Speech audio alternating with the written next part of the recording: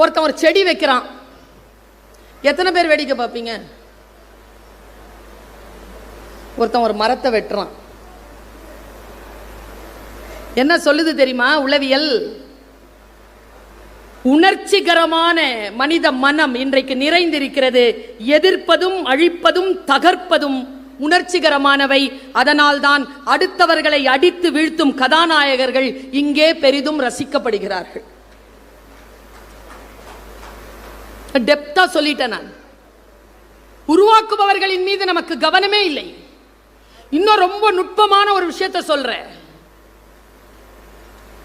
ஆர்ப்பாட்டமாகவும் நகைச்சுவையாகவும் பேசுகின்றவர்கள் பேச்சை கோடிக்கணக்கில் கேட்கிறோம். ஆர்ப்பாட்டமே இல்லாமல் அமைதியாக ஆழமான விஷயங்களை சொல்லக்கூடியவர்களுக்கு வாசகர்களும் நேயர்களும் இல்லவே இல்லை. யார் பிழையது?